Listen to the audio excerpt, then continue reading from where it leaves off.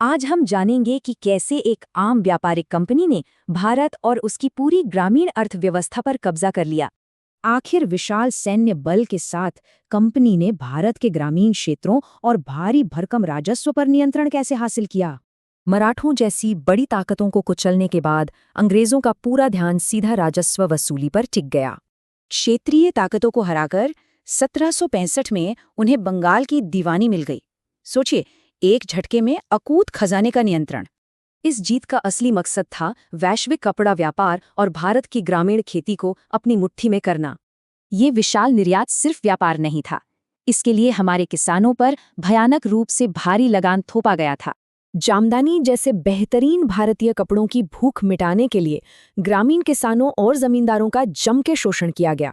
Bandana जैसे कपड़े बहुत मशहूर हुए, लेकिन इन्हें रंगने के लिए किसानों से जबरदस्ती नील की खेती करवाई गई। छींट यूरोप में बहुत बिका, लेकिन स्थायी और रैयतवाड़ी जैसे कठोर राजस्व बंदोबस्तों ने भारतीय किसानों को बर्बाद कर दिया। इस भयानक आर्थिक शोषण के साथ साथ अंग्रेजों ने हमारी शिक्षा और सांस्कृतिक ढांचे से भी छेड़छाड़ करनी शुरू कर दी। कलकत्ता मद्रासा और बनारस हिंदू कॉलेज जैसी संस्थाएं असल में ब्रिटिश प्रशासन को मजबूत करने के लिए ही बनी थीं। ये नई और कठोर शिक्षा व्यवस्था हमारे गांव की पारंपरिक और खुले आसमान वाली स्वतंत्र पाठशालाओं से बिल्कुल अलग थी। कोलब्रुक जैसे विद्वानों ने हमारे प्राचीन ग्रंथों का अध्ययन किया ताकि भारतीय समाज की नस पकड़कर बेहतर शासन कर सकें। भारी लगान और दमनकारी नीतियों का गुस्सा आखिरकार 1857 में एक बड़े विद्रोह के रूप में फूट पड़ा।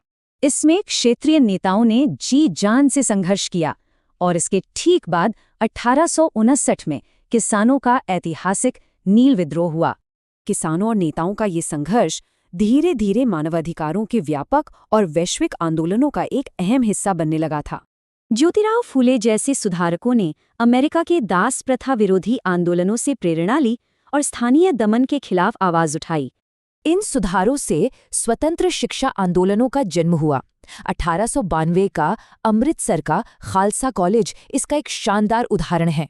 20वीं सदी तक किसानों की दुर्दशा और असमानता के खिलाफ उठने वाली ये आवाजें एक संगठित राष्ट्रीय संघर्ष बन चुकी थीं। रॉलेट सत्याग्रह का शांतिपूर्ण विरोध 1919 में बेहद क्रूर और दुखद जलियांवाला बाग नरसंहार जैसी भयानक घटना तक पहुंच गया। इस नरसंहार से भयंकर आक्रोश फैला। विरोध जताते हुए रविंद्रनाथ टैगोर ने अपनी नाइटहुड की उपाधि वापस लौटा दी। सोचिए, उपनिवेशवाद, ग्रामीण शोषण और कड़े प्रतिरोध के इन गहरे प्रभावों ने आज की दुनिया को कैसे आकार दिया है।